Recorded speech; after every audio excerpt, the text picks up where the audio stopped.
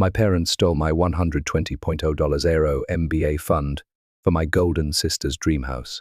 Justice taught karma, and Uncle Tom's ruthless plan restored it all. I never imagined I'd be on Reddit posting stuff like this, but here I am. Recently, I-28F learned that my parents had embezzled my $120.0 MBA money to assist my sister Emily, 35F, and her fiancé Daniel, 37M, purchasing a home. I'm still trying to comprehend the extent of their betrayal, and the entire scenario feels unreal.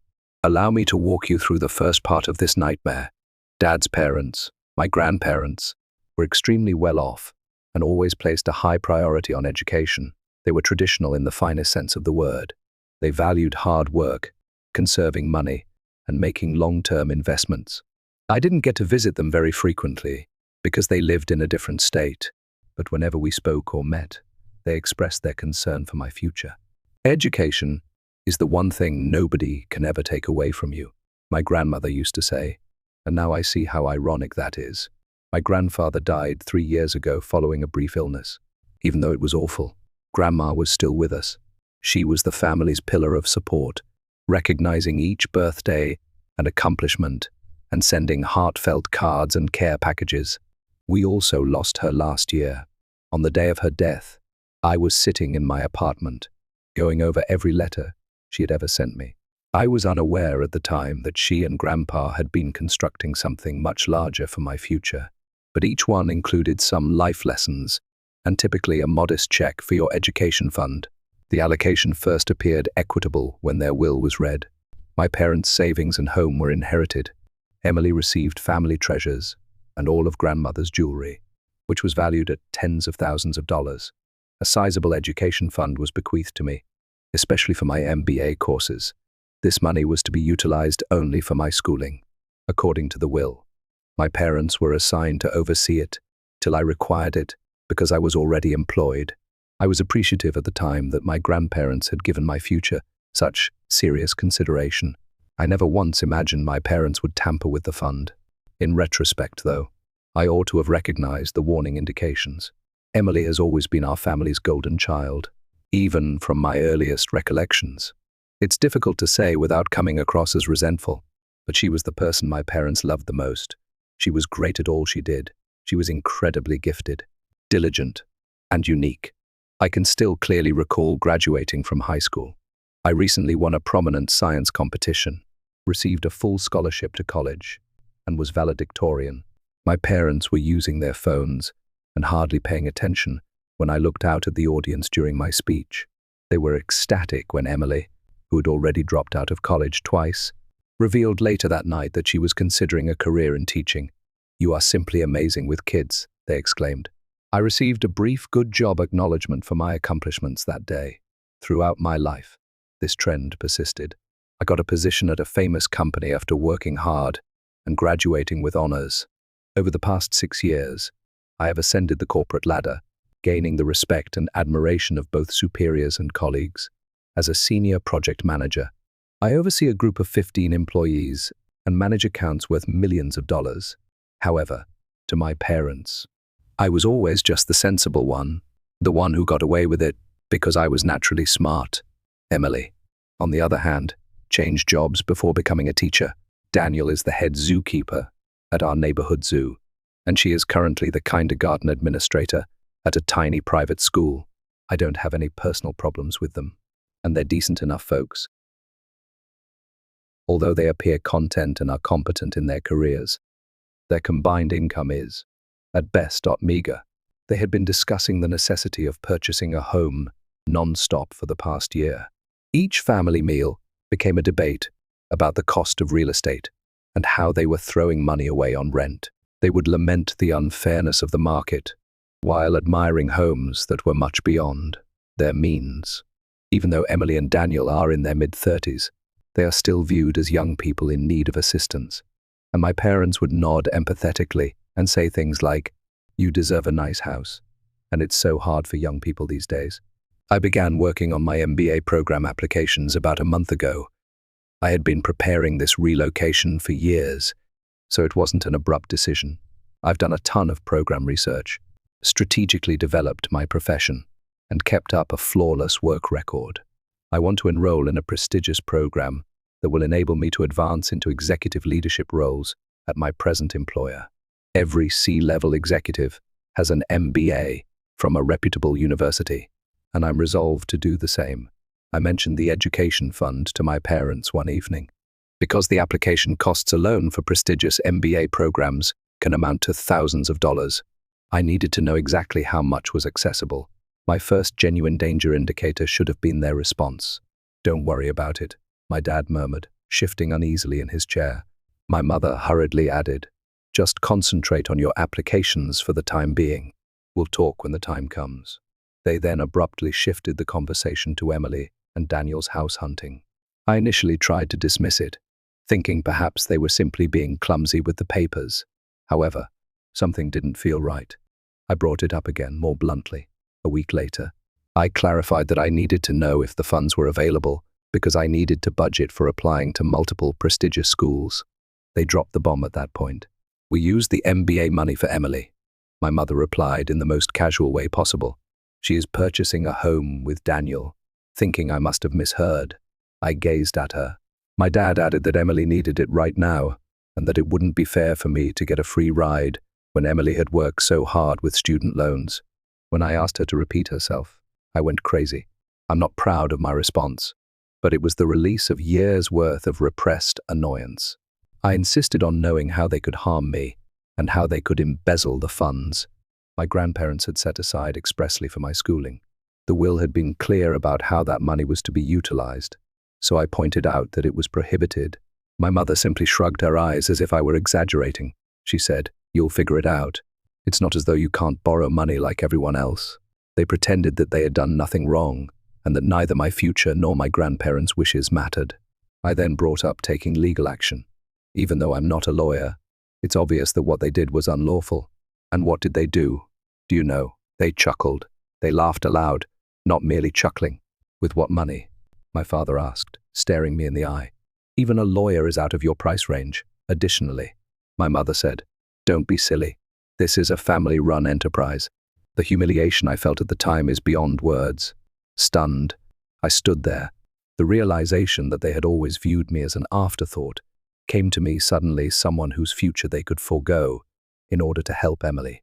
They didn't care about my financial freedom, my prosperous career, or my academic accomplishments.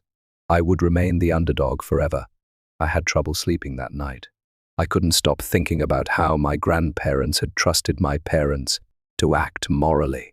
They were unaware of the true nature of my home life, since it didn't seem worth it. I never told anyone about how I was treated. I mean, I wasn't being mistreated, was I? They simply didn't care about me as much as they did about Emily. They weren't violent. I arrived at work early the following morning and asked to speak with my employer, Mr. Harrison, in private. Since I started working for the company, he has been a mentor to me. Therefore, he's not just any boss. He has always encouraged me to pursue my career goals and has seen me rise from a junior role to team leader. More significantly, he has experience in corporate law and keeps up relationships with leading law firms. I also intended to get in touch with my dad's cousin, Uncle Tom. He is a prosperous businessman who consistently seemed to see through the partiality of my parents.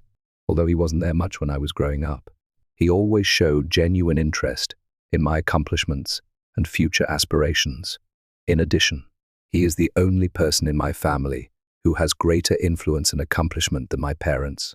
Something inside of me exploded when my parents made fun of me, even though I never wanted things to go ugly, since I've always been the quiet one, the sensible one who never caused a stir. They assumed I had no influence.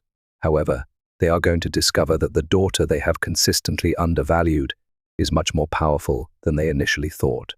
First update since my last post, which was 2 weeks ago. A lot has transpired. Things proceeded more quickly than I had anticipated following my visit with Mr. Harrison. In addition to giving me his whole support, he put me in touch with a buddy at Wilson & Partners, one of the best law firms in the city. He reminded me, "This is about holding your parents accountable and respecting your grandparents' wishes, not just about money." It was enlightening to meet the attorneys. They attested to the fact that my parents' acts clearly violated the terms of the will and their fiduciary duties. Finding out that my parents might be charged with a crime for their acts shocked me the most, and the lawyers found something unsettling long before they told me. My parents had begun moving the funds to Emily's account months before. Uncle Tom's intervention, however, was the true game changer. Within hours of my contacting him on LinkedIn, he gave me a call. He responded in a way that exceeded my expectations. "I always knew your parents played favorites," he replied, "but stealing from their own daughter, that crosses every line. Don't worry about the legal fees. I'm handling everything." Uncle Tom was more than simply a talker. He did something right away. He assembled a group of attorneys with expertise in estate law and engaged a forensic accountant to track down every penny of the pilfered money. They gathered enough proof in a matter of days to demonstrate that my parents had spent months draining the college money in a methodical manner. The initial altercation took place on Friday. I was called by my parents' attorney in an attempt to reach a family settlement. In exchange for me dropping any legal action, they promised to cover some of the MBA expenses. Uncle Tom responded harshly, saying, "You will either be charged with a crime or return the entire sum plus interest and penalties. No negotiations will take place." The response from my parents was invaluable. They began sending me emails non-stop. "How could you involve outsiders in family matters? We were going to help you eventually. You're destroying this family." Without replying, I sent everything to Uncle Tom's legal team. He then disclosed the second part of his strategy. In addition to pursuing the money, he is advocating for a thorough examination of my parents' financial transactions, implying that there may be further irregularities that we are now unaware of. Yesterday, Emily finally spoke up. She claimed in a lengthy email to me that she was clueless about the source of the house money. "Mom and Dad said they had savings set aside for us," she wrote in her letter. "I never thought they would steal your money." She concluded by requesting that I exercise common sense and come up with a family solution. I showed Uncle Tom her email. His answer was straightforward. "Send it on to the attorneys." It is proof that she was aware of the money after it had already happened, but she did not try to return it. She is therefore complicit. This morning was the most fulfilling time. In a hurry, the lawyer for my parents called Uncle Tom. The forensic accountant apparently found that my parents had started utilizing their power of attorney to transfer money even before my grandma passed away. This can greatly increase the charges. Right now, my parents are making a valiant effort to turn around. Mom begged me to contact them in a heartfelt voicemail, stating that they would find a way to pay back the money. Although Dad acknowledged in an email that they may have made a mistake, he maintained that they were just trying to help the family. Uncle Tom gave straightforward advice. Avoid answering anything. Give them a panic. When you were weak, they made fun of you. Now it's their turn to feel helpless. All of this has been made possible by Mr. Harrison's tremendous assistance.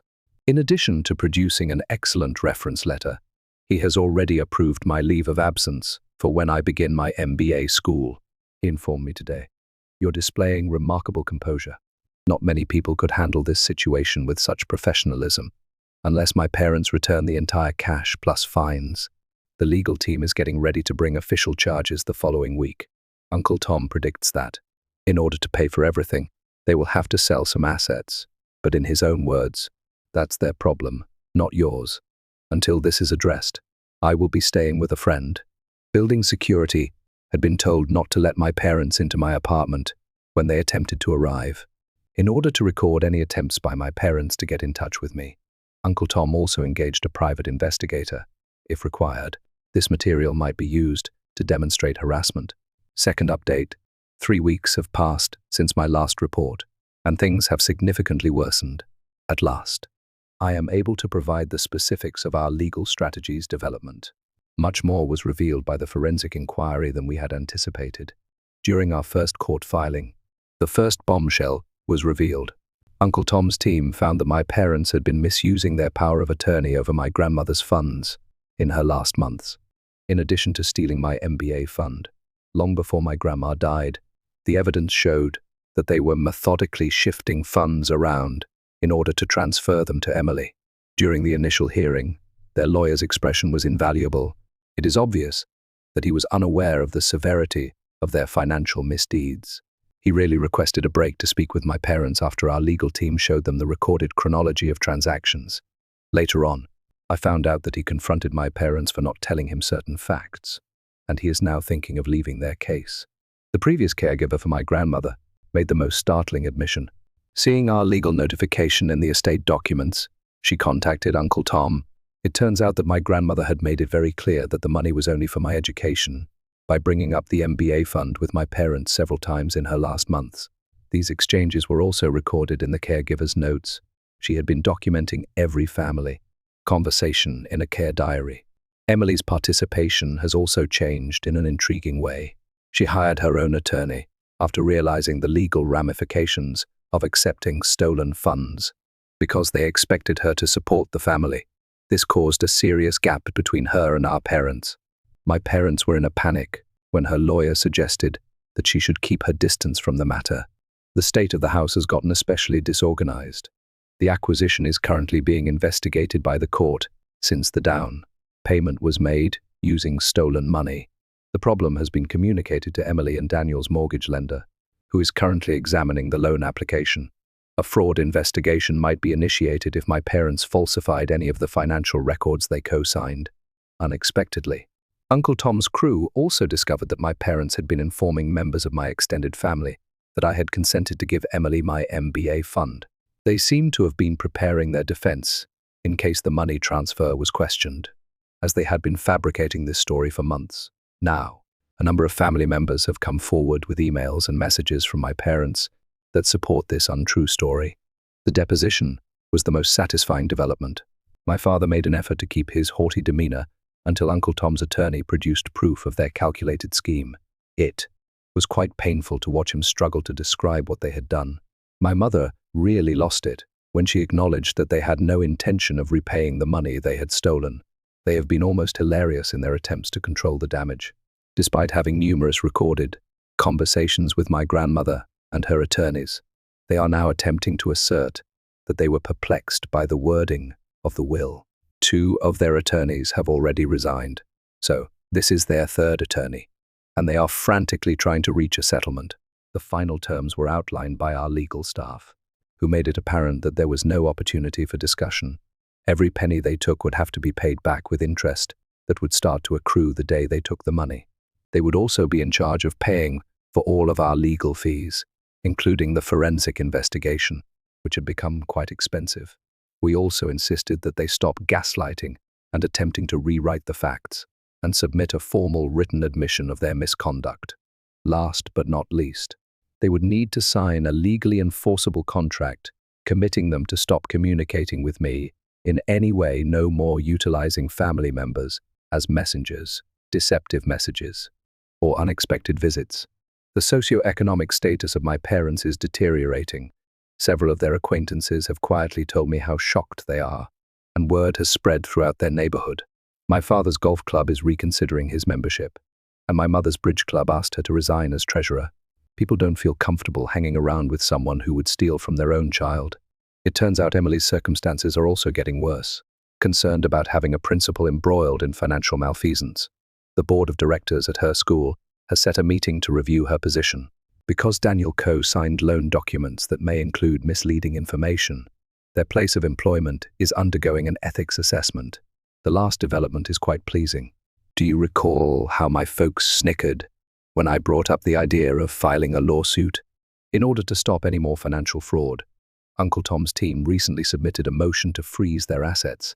Within hours, their attorney contacted them, pleading for a settlement conference. Uncle Tom is still brutal in his methods. In response to my parents' attempts to persuade him to be loyal to the family, he sent a caustic email with the entire extended family copied on it. Family loyalty. You lost any right to talk about loyalty when you stole from your daughter and laughed in her face. Get ready to face the consequences of your actions. My parents are getting really upset because I haven't spoken to them at all. They have turned to using friends and family to get in touch on their behalf, but each effort simply strengthens our allegation of harassment. Every day, their desperation becomes more apparent. 3rd update: 4 months have passed since my last update, and I can now finally reveal the story's resolution. The outcome of the last court procedures is more heartbreaking for my parents than any of us could have imagined. Allow me to explain how justice was ultimately achieved. Let me start by sharing my favorite moment, which was the last hearing when my parents realized they had no other choice. At last, their facade broke. In her closing remarks, the judge was very severe, describing their behavior as a calculated betrayal of both their daughters and their own parents' last desires. She said, in particular, that they showed a startling degree of moral decay in their laughter at my first legal threat. In the end, the forensic analysis showed that my parents had been preparing this heist for more than a year before my grandmother's passing. They had methodically made up fictitious family contracts and documented fictitious discussions regarding my voluntarily relinquishing the MBA fund, according to the court. Their actions were considerably worse because of their premeditation. The fines were hefty. In addition to returning my MBA money plus interest, they were mandated to pay punitive damages that nearly doubled the initial amount. The judge justified the severe punishment by pointing to their deliberate malice and repeated attempts to mislead the court. The fascinating part is that my parents had to sell their home. Yes, the home they inherited from my grandparents in order to pay these charges. Nobody failed to notice the irony. They have significantly downgraded from their previous way of life to renting a modest apartment on the outskirts of town. Their decline in society has been dramatic. The membership in the country club retracted. Where do they sit on different community boards? Lost. The social network that my mother built over the course of several decades has fallen apart. It turns out that upper-middle-class suburban society does not tolerate stealing from children and lying about it. The repercussions on the job have been just as bad. My father, who took great satisfaction in his business reputation, was compelled to retire early when someone has been legally shown to have taken from their own child's inheritance. No one wants to do business with them. At local businesses, his former co-workers now steer clear of him. After leading local charity organizations, my mother was forced to leave her volunteer posts. The last straw was when they were asked to resign from all leadership positions at their church, of which they had been active members for 20 years. They've become social pariahs in their own community. Uncle Tom said Emily and Daniel's relationship is arguably the most noteworthy development. Their ideal home. They went crazy. When the mortgage firm learned that the down payment was made with stolen money, they revoked their approval of the loan. They are currently dealing with their own legal problems as a result of their willful acceptance of stolen funds. Emily's career has completely collapsed. In their formal statement, the school board cited ethical concerns and loss of community trust as reasons for their unanimous decision to remove her as principal. Since the news has gone viral in the local school community, she is now having trouble finding even entry-level teaching jobs. Daniel's situation wasn't any better. He was placed on administrative leave by the zoo while his involvement in the financial misbehavior was looked into. Even though he wasn't personally responsible for the money theft, his signature on loan documents that contained false information has created ethical questions. The strain was too much for their relationship to handle. Daniel left their apartment last week. He accused her of being like her parents, while Emily accused him of not being more supportive during the situation. They are currently in the process of calling it quits on their engagement. Uncle Tom's plan of total social and legal ruin was more successful than anyone could have predicted. He set up a family meeting when my parents attempted to make one more plea for family loyalty, not to patch things up, but to explain what they had done in front of the whole extended family. He provided a timeline of their deceit at this discussion, detailing the false documents they produced and the lies they told different family members. Disgusted was the universal response. A number of family members who had first attempted to resolve the conflict now publicly denounced my parents. The meeting essentially put an end to any remaining family support they may have had. And the most telling moment occurred when my mother's sister, who had always been one of their closest supporters, rose up and stated, "I don't even recognize who you are anymore. In my case, I've come out stronger than before, along with significant damages. My MBA fund has been fully refunded. In addition to receiving my money returned, I was accepted into a prestigious MBA program on a merit scholarship. In his letter of reference, Mr. Harrison praised my exceptional skill and integrity in handling this problem. My employer has been really helpful. They have granted me permission to take a leave of absence from the MBA program and have even promised me an executive post after I graduate. Your handling of this situation demonstrated that you possess the strength and judgment required for senior leadership, Mr. Harrison informed me. Uncle Tom is now regarded as a real mentor. After I finish my MBA, he is already discussing possible investment opportunities with me and has introduced me to his business network. He told me, your grandparents would be proud of you because you've shown that you have the backbone for business. I've relocated to an upscale apartment in a gated complex that keeps my folks at bay. The doorman is instructed not to let them in and has their photos. Their phone lines and emails have been blocked, and all efforts at communication now go directly to our legal department. The last turn of the blade, Daniel used to work at the zoo, which is just next to my parents' new apartment. They must view the location that symbolizes the start of their demise every day. According to Uncle Tom, karma can be humorous at times. Someone in their social circle wrote me an anonymous letter yesterday. It seems that my mother stays at home most of the time, only out for essentials. It has been reported that my father spends hours sitting by himself at a nearby coffee shop, gazing off into space. The social calendar they used to have is now absolutely vacant. I find myself thinking about my grandmother's statement, "Education is the one thing nobody can ever take away from you." As I get ready to begin my MBA school, she was correct. With her foresight and Uncle Tom's assistance, I have now not only safeguarded my education fund, but also imparted a lifelong lesson to my parents. That concludes this tale. I appreciate everyone's support along this journey. I'm at peace knowing that justice has been done.